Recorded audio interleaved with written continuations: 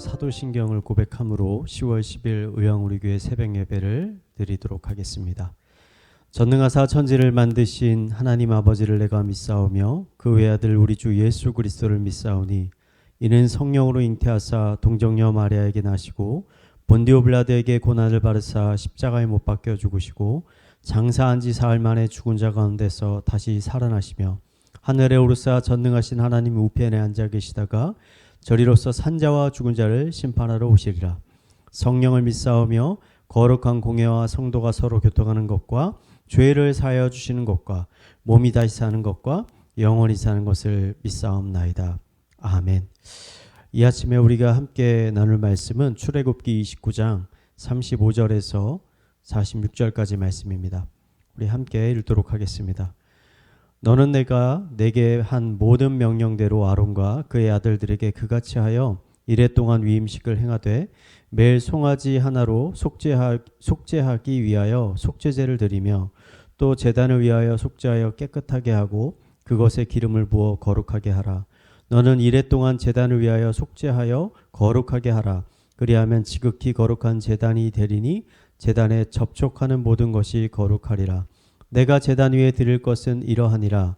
매일 1년 된 어린 양 2마리니 한 어린 양은 아침에 드리고 한 어린 양은 저녁 때에 드릴지며 한 어린 양에 고운 밀가루 10분의 1 에바와 찌은 기름 4분의 1 흰을 더하고 또 전제로 포도주 4분의 1 흰을 더할지며 한 어린 양은 저녁에 드리되 아침에 한 것처럼 소제와 전제를 그것에 함께 드려 향기로운 냄새가 되게 하여 여호와께 화제로 삼을지니 이는 너희가 대대로 여호와 앞 회막문에서 늘 드릴 번제라.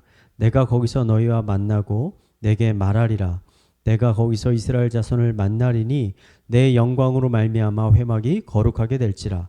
내가 그 회막과 제단을 거룩하게 하며 아론과 그의 아들들도 거룩하게 하여 내게 제사장 직분을 행하게 하며 내가 이스라엘 자손 중에 거하여 그들의 하나님이 되리니.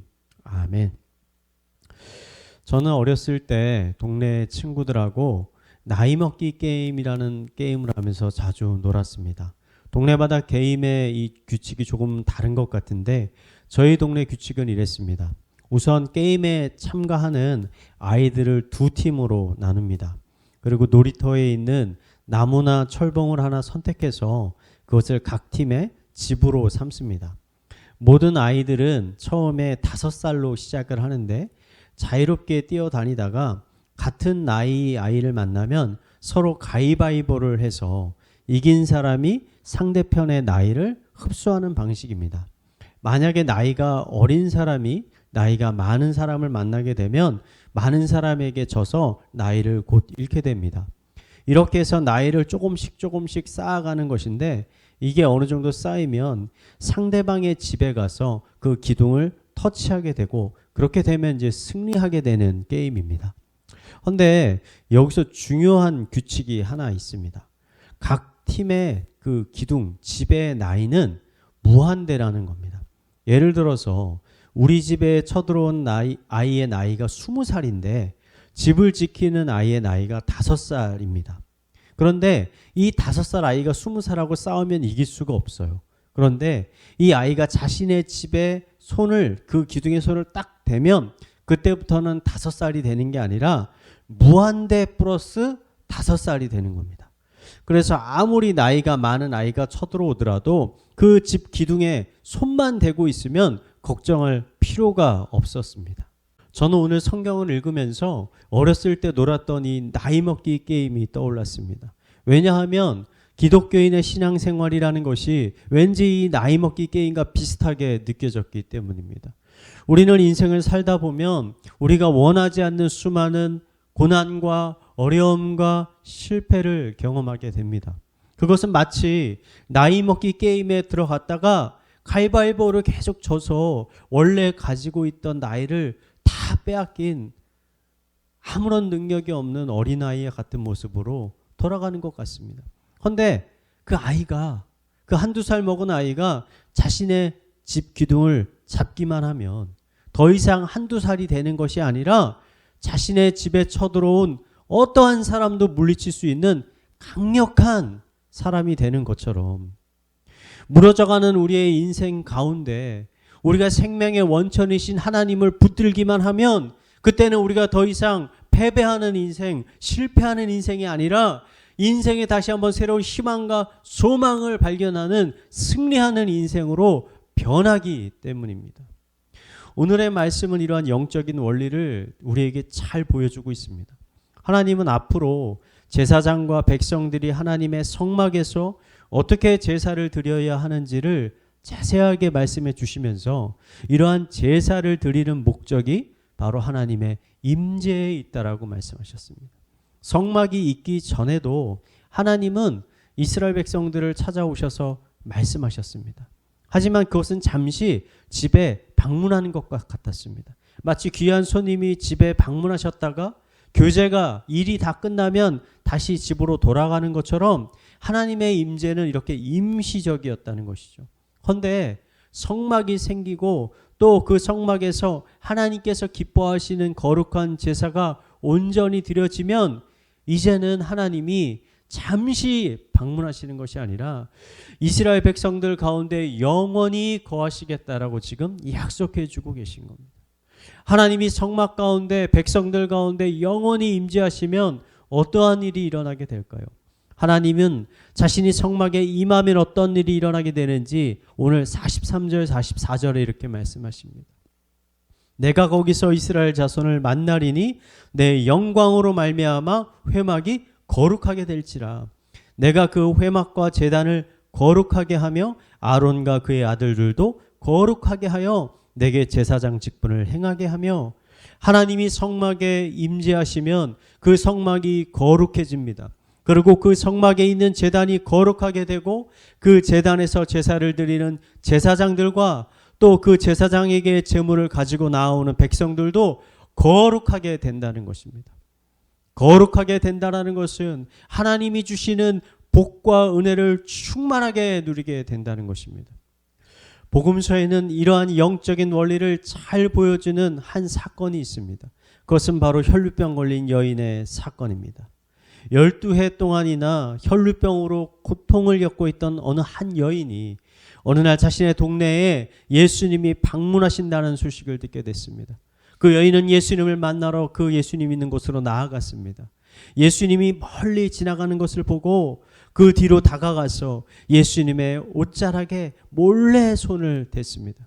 성경은 이 여인이 예수님의 옷에 몰래 손을 댄 이유를 내가 그의 옷자락에 손을 대어도 구원을 받으리라 라고 이 여인이 생각하고 있었다라고 증언하고 있습니다. 여인이 예수님의 옷에 손을 대자 정말로 이 여인의 병이 치유함을 받게 됐습니다. 저는 이 혈루병 걸린 여인이 오늘 출애굽기에서 전해주고자 하는 중요한 영적인 원리를 잘 이해하고 있었다라고 생각합니다.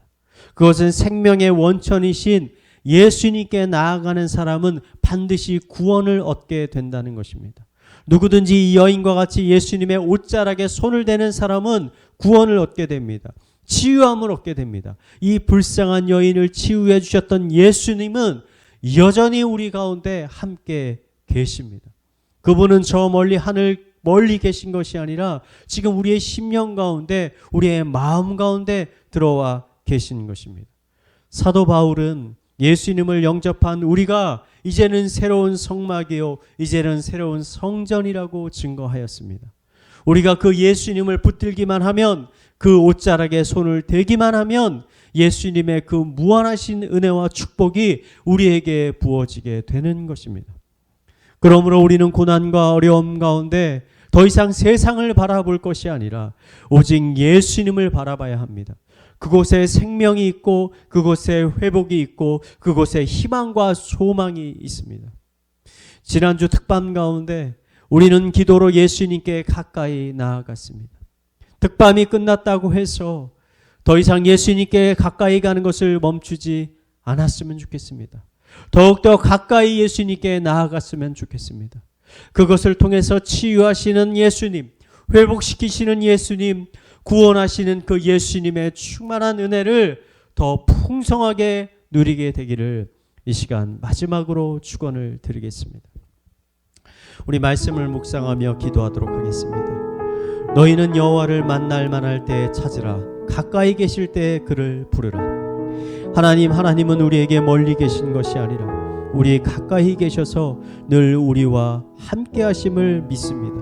세상의 험한 풍파 유혹 가운데 낙심하지 않게 하여 주시고 우리의 영원한 구원자 되신 예수 그리스도를 붙잡게 하여 주시옵소서. 혈루병 걸린 여인을 치유해 주셨던 것처럼 우리의 삶을 치유하여 주시고 회복시켜 주시옵소서. 우리 함께 말씀을 묵상하며 기도하도록 하겠습니다. 기도하시겠습니다. 하나님 아버지, 하나님은 우리에게서 멀리 계신 것이 아니라 우리의 심령 가운데 가까이 계심을 이 시간 고백하며 나아갑니다. 하나님이 우리를 자녀를 부르신 것은 하나님 우리와 함께하기 위함임을 우리가 깨달으며 주님 앞에 나아갑니다. 우리가 세상을 바라보지 않도록 하여 주시고 나를 바라보지 않도록 하여 주시고 생명의 원천이신 구원의 원천이신 하나님만을 바라보며 나아갈 수 있도록 인도하여 주시옵소서. 하나님께 우리가 가까이 나아갈 때 하나님의 은혜의 옷자락에 우리가 손을 잡을 때 아버지 우리를 치유하여 주시고 회복시켜 주시고 새롭게 하여 주시옵소서. 더 이상 근심 염려 걱정으로 아버지 하루하루를 살아가는 것이 아니라 하나님이 주시는 담대함, 하나님 주시는 믿음으로 아버지 승리하며 하루하루를 살아갈 수 있도록 주님께서 인도하여 주시옵소서. 우리 이어서 교회를 위해서 기도하겠습니다. 우리 곧 있으면 새생명 축제가 시작이 됩니다. 우선 우리의 마음 가운데 VIP들을 품고 기도하게 하여 주시옵소서. 또 우리가 기도하는 영혼들의 마음을 주님 움직여 주셔서 아버지 그들이 축제에 나와 복음을 듣게 하여 주시고 예수님을 만나게 하여 주시옵소서. 이것을 위해서 온 교회가 마음을 쏟아 기도하게 하여 주시고 그 가운데 기쁨과 평안을 부어 주시옵소서. 우리 새생명 축제를 위해서 함께 기도하도록 하겠습니다. 기도하시겠습니다. 하나님 아버지 주님, 아버지 곧 있으면 새생명 축제가 있습니다. 이 코로나의 기간 가운데 우리가 여전히 영혼을 사모하는 마음을 품고 영혼을 향한 우리의 간절한 마음을 품고 새생명 축제를 준비하려고 합니다. 하나님 성령의 충만함을 부어주셔서 우리가 기쁨으로 담대함으로 이 축제를 준비할 수 있도록 하여 주시옵소서. 특별히 영혼을 사랑하는 아버지 그 마음을 열정을 우리 심령 가운데 부어주셔서 아버지 우리가 정말 마음에 품고 기도할 수 있도록 인도하여 주시옵소서. 안타까운 마음을 우리 가운데 허락하여 주시고 아버지 먼저 그의 나라와 의를 위해서 우리 영혼들을 위해서 먼저 기도할 수 있는 자들 될 수 있도록 그들을 위해서 헌신할 수 있는 자를 낼 수 있도록 주님께서 인도하여 주시옵소서. 이를 위해서 교회가 한 마음이 되어서 이 축제를 잘 준비할 수 있도록 주님 인도하여 주시옵소서.